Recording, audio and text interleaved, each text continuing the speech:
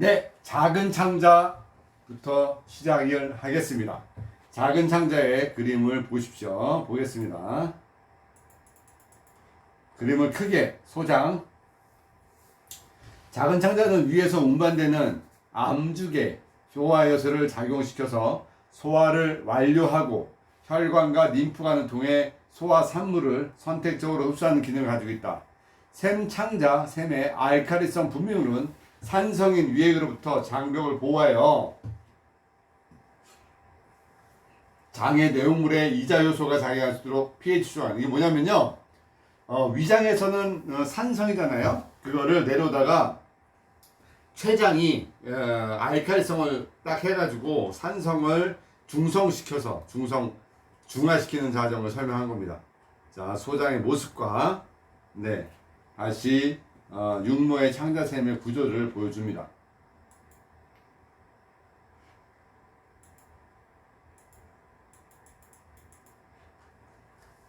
보시게 되면 복막벽의 내장기관에 결합된 형태를 복막벽에 다시 연결되는 그런 구조입니다. 이게 완벽히 우리 인체가 참 대단하다고 생각할 정도로 구조적으로 또는 기능적으로 또는 부착이 되는 모양들이 완벽할 정도로 연결되어 있다는 거죠. 그 기능들이 가장 잘 연결되고 조절이 될 때 우리 몸은 건강하고 안정되어 있는 육체가 형성되는 겁니다. 보여지는 그림들은 다시 한번 생각을 하세요. 근데 대신 너무 깊게 빠져 들어가지는 마시고 그냥 알 수 있는 범위 내까지만 보시기를 바랍니다. 위와 샘창자라는 부분이 보여집니다.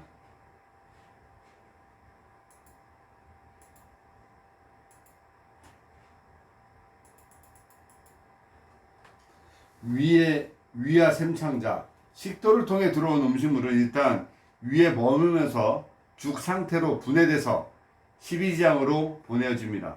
위의 입구를 분문이라 하죠. 위의 근육층은 세 층의 평활근으로 되어져 있습니다. 위의 형상과 역할입니다. 위는 상복부의 약간 위쪽에 있고 횡격막 아래에 들어간 간의 좌엽 뒤에 숨겨져 있습니다. 위의 표면을 덮는 복막은 위와 주위의 장기를 잇는 대망 또는 소망, 사이망으로 이어져 있습니다. 위의 입구는 식도로 이어지고 분문이라고 불립니다. 그래서 출구는 우하방의 십이지장으로 이어지면서 그거를 유문이라고 부르죠. 위의 왼쪽 모서리는 대만, 오른쪽 모서리는 소만이라 불리고 대만부터 대망이라고 하는 앞치마처럼 다음에 이어서 하겠어요. 이렇게 이제 위장의 모습이 보여집니다. 위하수의 발생 원인을 읽고 갈게요. 위하수란 위가 통상보다 아래로 처진 상태를 말한다. X선 사진으로 보면 각 절은이 골반 안으로 들어가 있으며 위하수라고 진단한다. 위하수의 발병 원인은 위벽의 평활근이 긴장이 저하되기 때문이다. 마른 여성에게서 많이 발생한다. 연동 운동이 저하되어 위의 팽만감이나 식욕분인이 원인이 되고 통증을 느낄 때마다 치료가 필요하게 됩니다. 복근 운동이나 전신 운동이 증상을 완화시키는 효과적인 운동이 되는 거죠.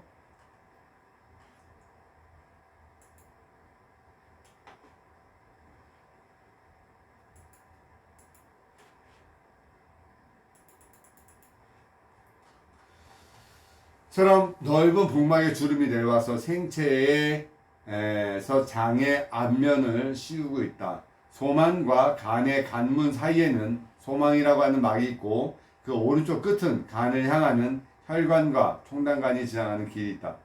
소만과 위 뒷면에 있는 복막으로 덮여있는 빈막은 망낭이다.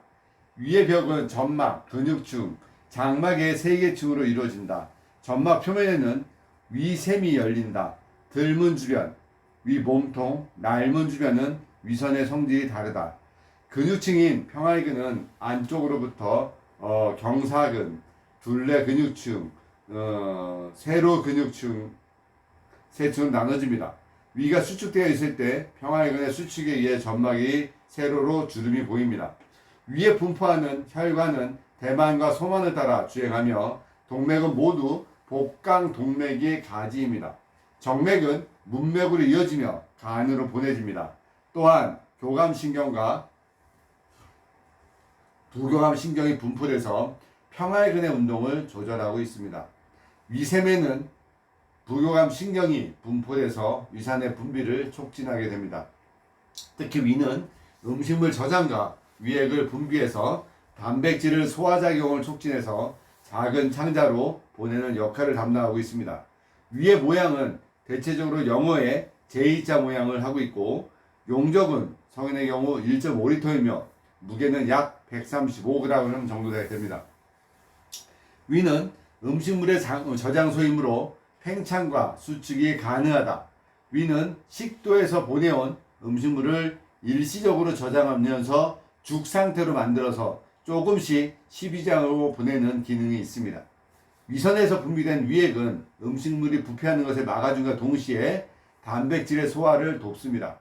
소화는 충분한 양의 위액에 의해서 이루어지고 고산성 위액에는 효소, 염산 및 점액이 포함되어 있고 가장 중요한 펩신은 전구물질인 펩시노겐의 상태로 분비되어 산성 환경에서 펩신으로 되며 단백질을 분해합니다.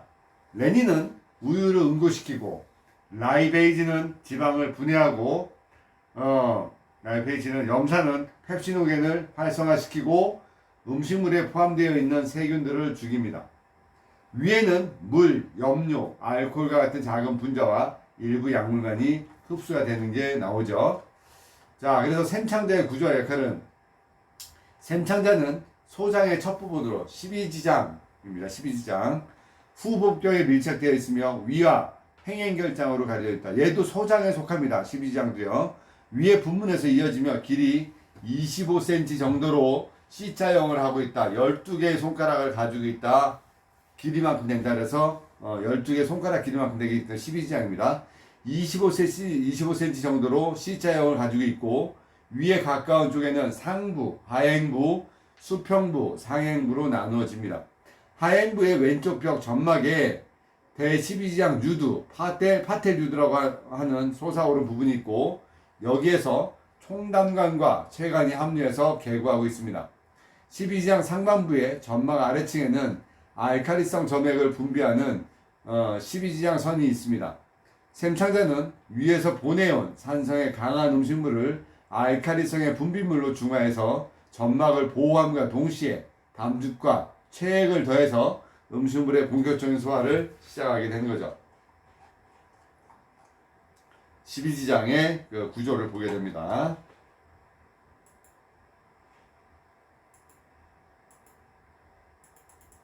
자, 다시 위벽의 모식도도 보게 됩니다. 연결되어 있는 것들도 봅니다. 대망이 연결되어 있는 그림. 네. 뒤에 소망이 연결되어 있는 그림. 대망과 소망 연결되어 있는 그림들을 보게 됩니다. 분문, 여기는 유문, 나가는 문 유문. 이렇게 그림도 여러분들이 잘 보셔요. 자, 자료 올려놓은 거 보시고. 자, 이제 대장, 큰 창자 나옵니다.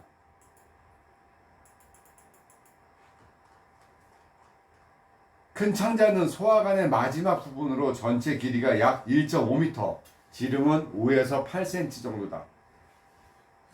수분을 흡수하고 배설물을 내보내는 역할을 담당한다.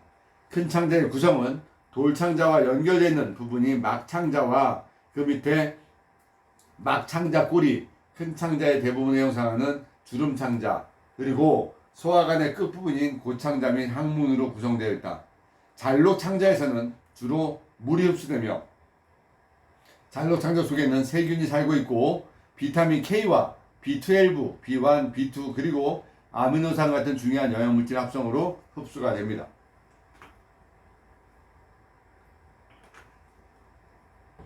더 이상 필요하지 않은 물질은 대변으로 배출되며 대변은 약 60%의 고용질과 40%의 물로 구성돼서 보여줍니다.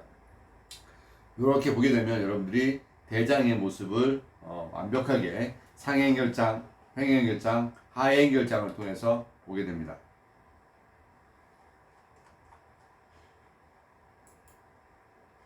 간, 쓸개, 이자입니다.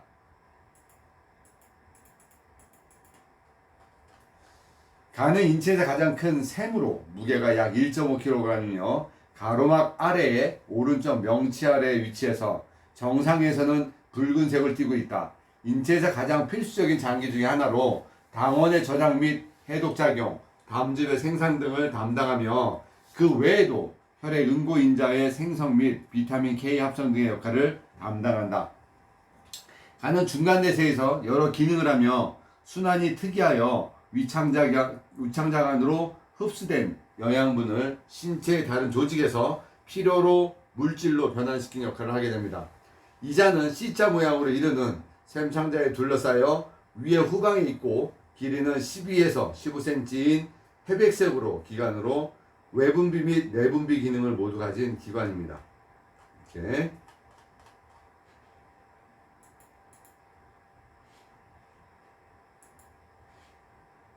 소와 간 모습을 다시 보게 됩니다. 소와 간의 조직학적 구조를 보게 됩니다. 그림을 보면 점막부터 그리고 안에 조직들을 보게 됩니다.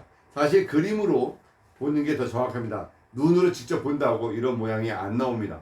우리는 그림으로 모식화시켜서 그림으로 묘사되는 게 차라리 더 잘 영양분이 흡수돼서 여기로 빠져나가는 이런 것들이 훨씬 더 자세히 나옵니다. 네.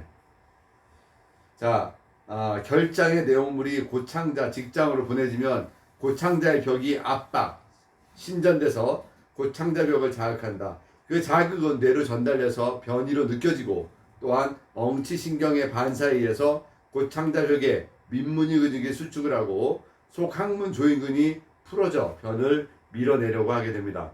그러나 바깥 항문 조인근은 반사적으로 수축을 해서 배변은 일어나지 않습니다. 뇌의 지령에 의해서 의식적인 배변 동작이 더해지면 바깥 항문 조인근도 풀어져 실제 배변이 이루어진다라는 그림입니다.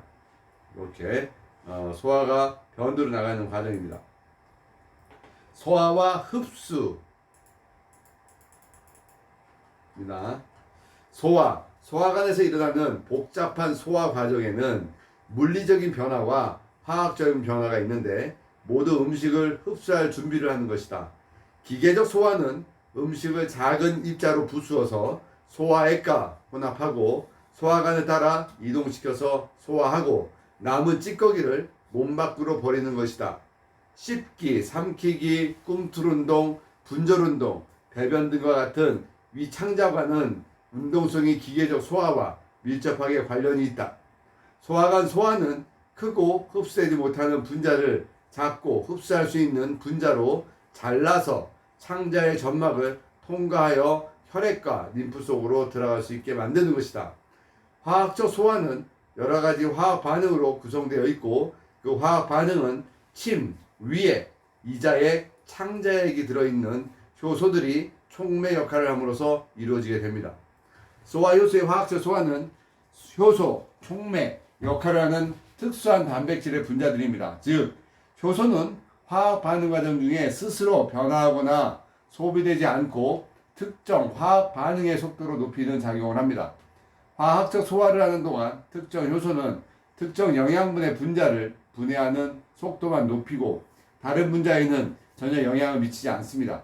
예를 들어 지방분해 속도를 높이는 효소는 탄수화물이나 단백질에는 아무런 효과가 없고 효소의 이름은 대부분 화학 반응에 참여하는 물질을 나타내는 단어의 끝에 ASE를 붙여서 만듭니다. 탄수화물의 소화는 작은 창자에 도달하기 전에는 매우 작은 양만 일어나게 됩니다. 사람들이 음식을 섭취한 후 자 여기 이제 다음 페이지에 이어지겠는데 여기 유미즙부터 해서 분비되고 다당류, 지방 흡수되는 확산되는 과정이 그림으로 나왔고요.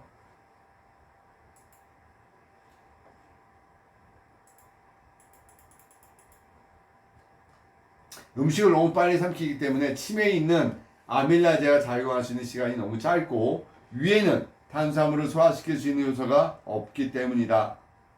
여기에 아주 잘 나왔습니다. 화학적 소화, 침 아밀라제 위에 프로테아제, 염산 이자에 프로테아제와 리파제, 아밀라제, 창자 요새는 펩티다제, 수크라제, 락타제, 말타제, 소화되는 물질 쭉 설명되었고요.